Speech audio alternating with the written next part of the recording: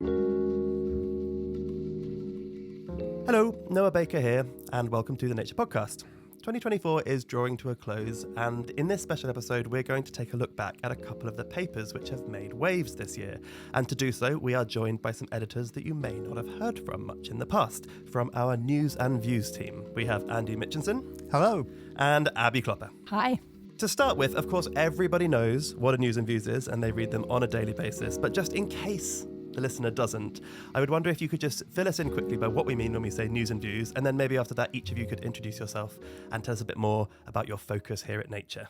Okay, so News and Views is a section of Nature where we commission scientists to describe some of the best papers that have just been published in the scientific literature. You give people the news and you give people some views. That's absolutely right. And the views are really important here. The key thing we're trying to do is get experts to say why these papers are of interest to them. What's the real reason why these papers matter in the world of science? Yeah, that context, I think, is really the addition that I get from News and Views. And actually, listeners to the Nature Podcast may well have heard from these authors in the past, because quite often we'll feature their voices.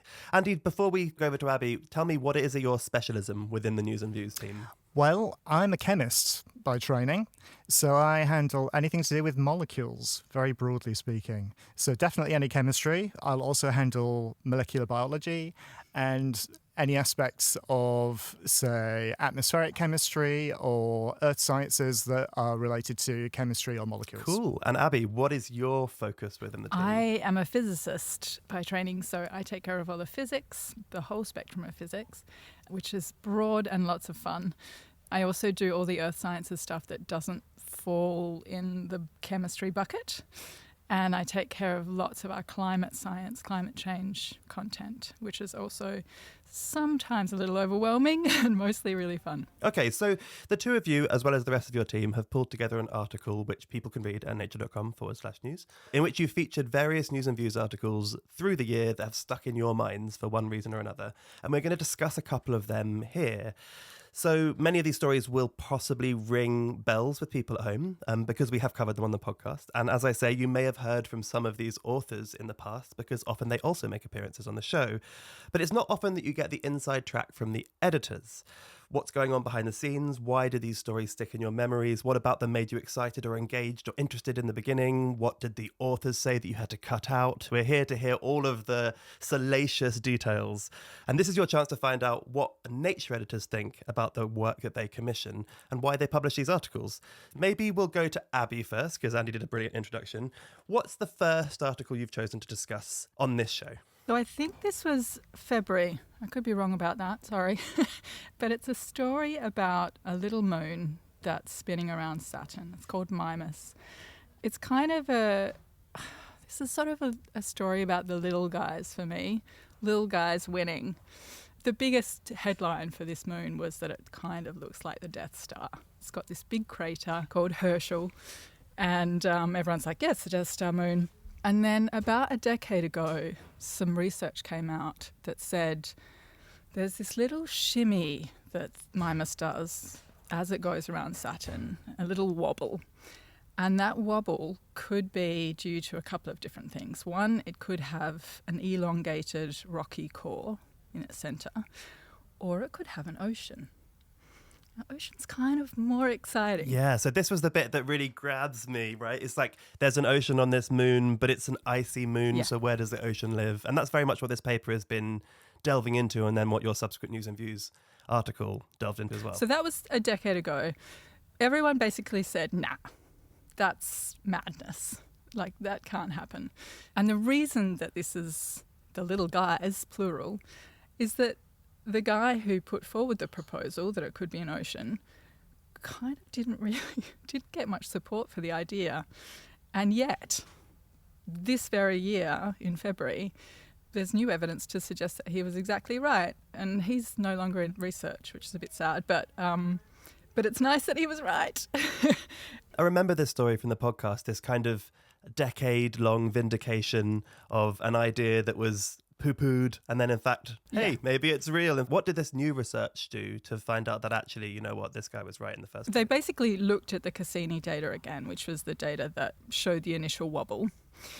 And they, instead of looking at the wobble, which had already been done, they looked at the way that the orbit changed over time. So the ellipse rotates very slowly, much more slowly than the orbit. And the way that that was processing, which was backwards instead of forwards, wasn't consistent with the idea of a rocky core, basically. But it sort of preceded the year before, last year, one of our News and Views authors had put forward a hypothesis that the ocean theory could be right if the ocean were really young. And so that kind of prompted, I think, in a lot of ways, renewed interest in this idea. And then the weird precession ruled out the idea of the rocky core. Yeah, because that's one of the outcomes of this paper more broadly, is that maybe astronomers need to rethink what they're looking for when they make a decision about whether or not something may or may not have an ocean on a moon in the first place. Right? Sure. And I think that both Mattia and Alyssa make that point in the News and Views quite nicely, that it's great to look to your intuition as a scientist, but don't rely on it because things are different. Do you remember when you first saw this paper coming through and thought, you know what, I'm going to commission News and Views on this? Like, why did you go to the authors you went to? Do you remember your reaction? I mean, the funny thing is that I didn't ask Alyssa, I asked Mattia, and I was delighted by the fact that he asked Alyssa to pen the thing with him because she had such a close tie to the story. I mean, I can't remember exactly why, except for the fact that a sneaky ocean seems like a no-brainer for me in terms of... I mean, I'm not an astronomer, so much of what I read in the astronomy literature is pretty out there for me. Like, it's exciting. But then this just is somehow so tangible, even though it's all the way over there. Absolutely. There's something about thinking about what a moon means. I think so many people will just think of our moon. Moons are quite diverse beings around the world and around the universe, and so we have another example of a moon that we did not expect. Maybe I'll move over now. Andy, you've got some papers as well. What's the first News and Views you wanted to talk about? So the first paper I flagged up was published in Nature way back in January this year, and it's about red mud. So what is red mud? This is the hazardous waste that you get produced from processing the bauxite ore that you get aluminium from. And there are millions of tons of this red mud produced, literally every year. And they just have to be stored in massive reservoirs. There are photos of this stuff. It just looks absolutely incredible. And there have been terrible circumstances where the reservoirs have been breached and this red mud has just contaminated the environment. It's really nasty stuff. But the world needs aluminium, so we just keep producing more and more of this red mud. Okay, so why do I like this paper? It's because it shows us that actually this red mud could be useful. So one of the reasons the red mud is red is because it's got iron oxide in it, iron oxide being the main component of rust. And if you've got iron oxide in there, then maybe you can actually extract iron from this red mud. And that's exactly what they do in this paper. What they show is that you can just take red mud directly without processing it, and you just blast it with an electric arc. So it's quite an impressive thing to see. The electric arc generates a plasma of hydrogen gas, and it's the components of the hydrogen gas that react with the red mud and generate iron. And it's quite neat because the iron just forms as a liquid under the conditions that the reaction occurs at. It separates out from the other components of the red mud, and so you can just kind of pour it off. And the brilliant thing about this is that the iron is actually pure enough that you could use it to make steel. And so I think this is a great example of how you can take a really nasty waste product and actually show that you can do something useful with it. And incidentally, the other thing that you get out of this is a material that they call slag. And that slag could also be used to make building materials.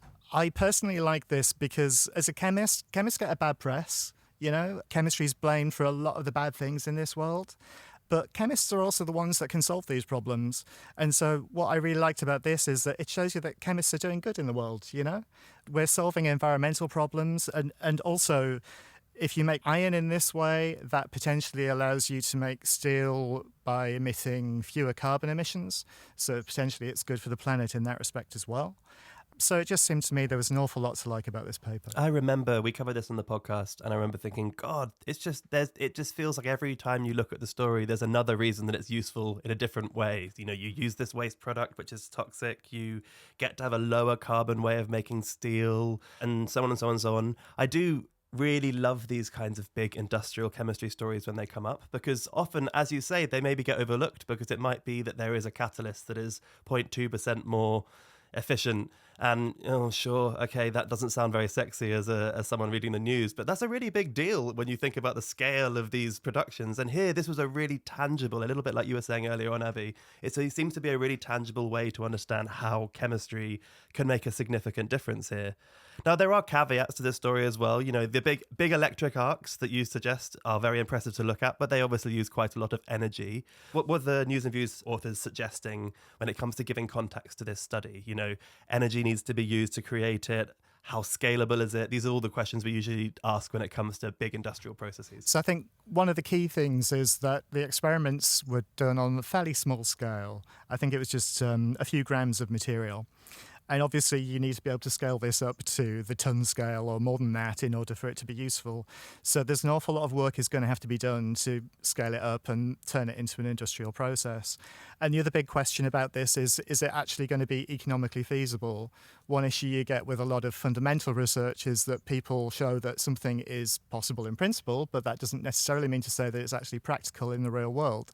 But one of the nice things about this paper is they actually did an economic analysis, like a cost analysis, and that demonstrated that the process should be economically viable at an industrial scale.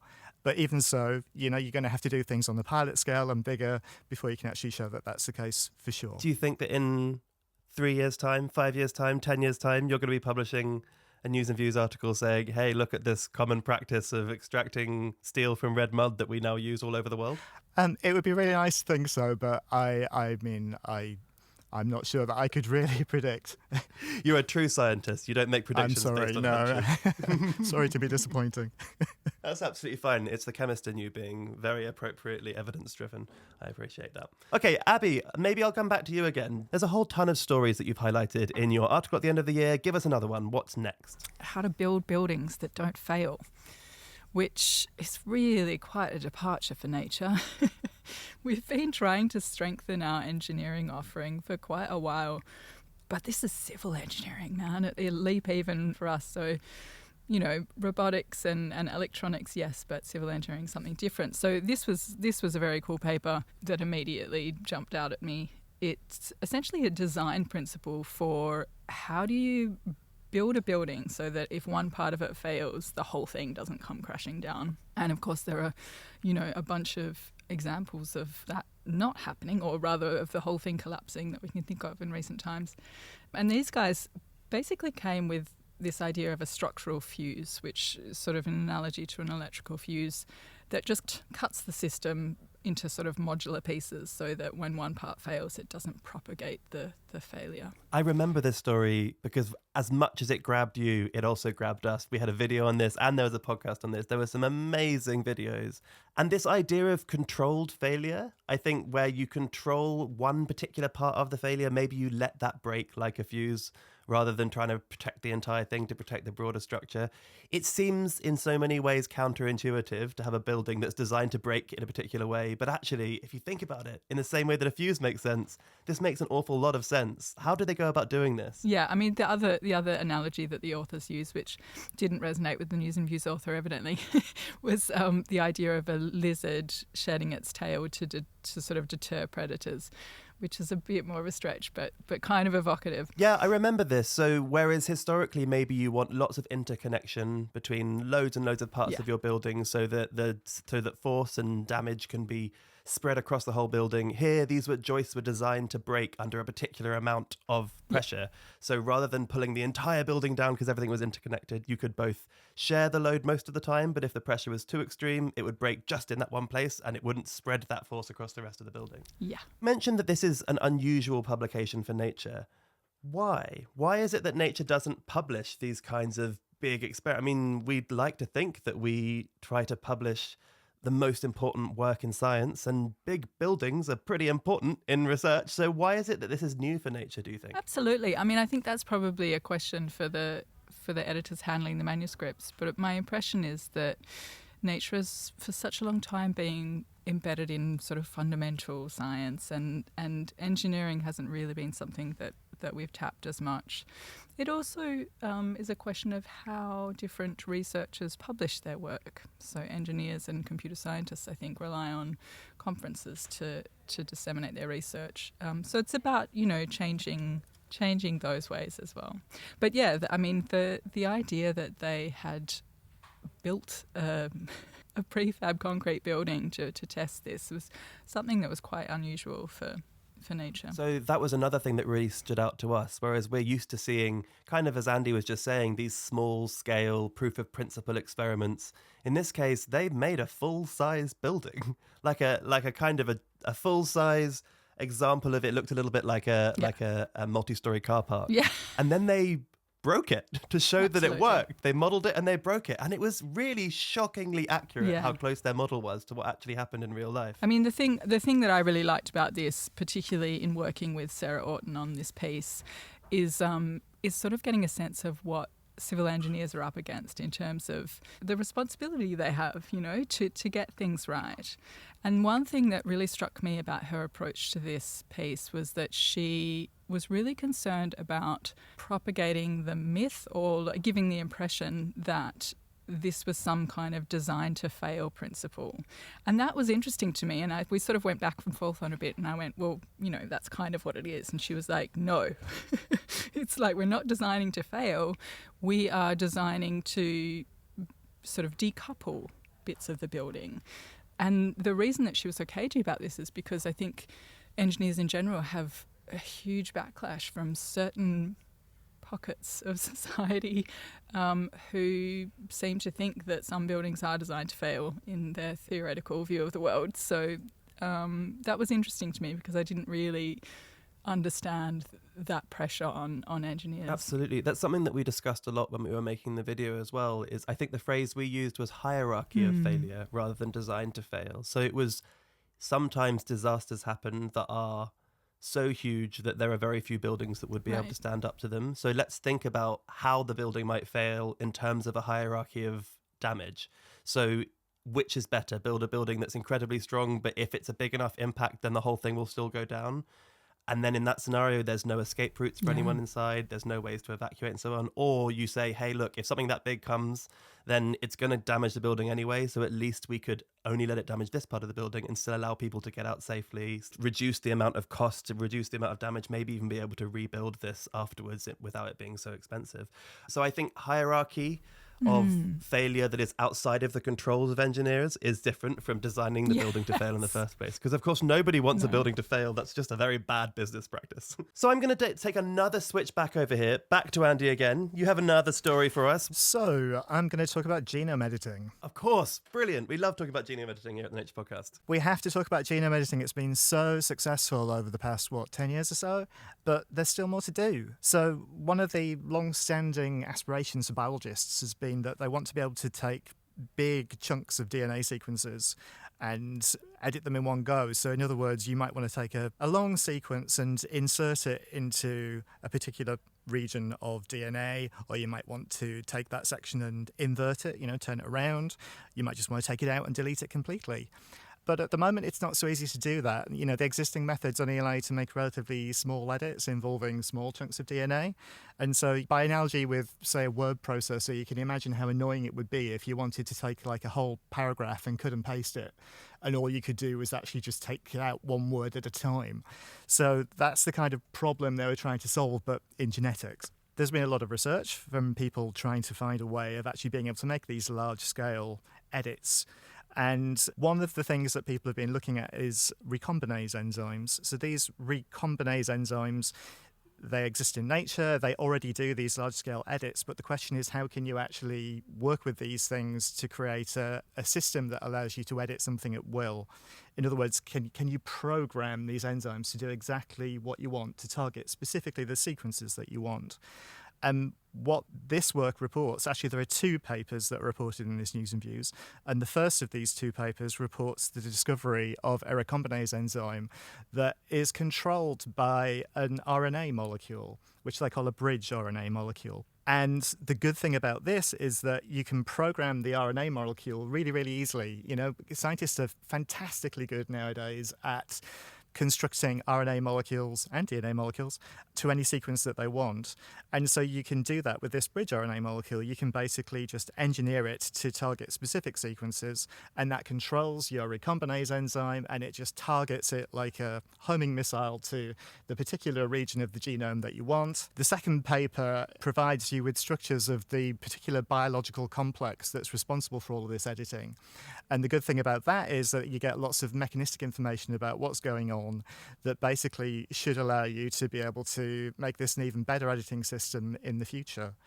So 2 really important papers, and 2 papers that I know attracted a huge amount of interest when they were published, as indeed did the News and Views. This was one of the most popular News and Views from this year. Yeah, and it has an amazing headline, I have to say. Programmable RNA-guided enzymes for next-generation genome editing. I mean, it's super sci-fi. I actually have a rule against comparing things to sci-fi, and I shouldn't have done that, but I did. These are big claims that are made here, herald a new chapter for genome editing, and in something that is as impactful, as you mentioned, as genome editing is, it's really important for us to capture these stories and try to give that context when they're published as papers. Can you remember when this first came across your desk? Well, you know, what your reaction was? Well, actually, to give you a bit of an insight into how we do News and Views, we often don't get these things across our desk. We have a meeting once a week where the editors that handle the manuscripts come and they talk to us and they pitch to us what they think are some of the most exciting things that they've recently accepted. And I can't tell you how much fun these meetings are. You know, as an editor, to sit there while these editors are telling you about some of the best research from every area of science, and they're just throwing these stories at you. Oh, it's just amazing. I can't tell you how good a feeling it is to come away from a meeting and just think, oh wow, there's all these exciting things they're going to be publishing, and they're all going to make the news, and we can talk about them. We get to hear about them first. So that was the first time that I heard about these papers, when the manuscript editor that had handled the papers was presenting them to us. And she was really excited. You know, she knew that the referees who'd looked at the paper were also incredibly excited by this. As I say, it's one of those things that biologists have wanted to do for a long time, and this provides a way of potentially doing Yeah, that. I think this is something that I assume that people at home listening to this and people reading Nature are aware of, but the number of expert eyes these pieces of content go through before they get to your eyes is mad. You know, there's the scientists that did them, there's the referees that are going through and providing insight to improve them, there's the manuscript editors who have this brilliant overview that then pitch it to the News and Views editors, and you have this overview of your community, and then you get in touch with your News and Views authors who also have this depth of experience, and it comes back and we hone it into something that makes sense. I mean, this is why these pieces of content are so valuable, in my opinion, is that they have so many expert eyes that go on them to make sure that they are telling the story in an appropriate way. So what's next for RNA-guided enzymes? I'm going to say, Andy, in 5 years' time, are you going to be coming on and saying, hey, this is how all genome editing is done now, using these programmable RNA-guided enzymes? So I feel a bit more confident saying something about this one. I do actually think that maybe in like 5-10 years' time, this could actually be, a really useful working system that people are using. Basically, because it's already been demonstrated that you can do this. So arguably the most famous gene editing system at the moment is CRISPR, and it took I can't remember exactly how long, maybe 10 years. The CRISPR 10-year anniversary was last year. Yeah, the anniversary of... Anyway, basically, you can go from the fundamental discovery such as this to a really useful genome editing system in a relatively small number of years. Folks, I think we could keep talking about exciting news and views for hours more, but we have a limit to how long we can speak for, so I'm going to suggest we round up there. Is there anything that you'd like our podcast listeners to take away for 2025? What should they look forward to? What's exciting? Are there things that you're excited to commission on in the coming months, coming years? Yes, but we can't tell you because we'd break embargo. I'm very excited about lots of things I'm working on, but I cannot tell you. All the more reason to come back and listen to the Nature Podcast and go on and read Nature News and Viewses. We'll put links to all of these news and viewses in the podcast. But for now, thank you so much, Andy, Abby. It's been brilliant talking to you. Thanks. Bye now. This has been a podcast extra rounding up some of the highlights of the news and views section this year. If you'd like to hear more content like this, please do get in touch. You can email us at podcast@nature.com or on most of the socials. Look for Nature Podcast or Nature News and you should find us there. Happy holidays and see you in 2025.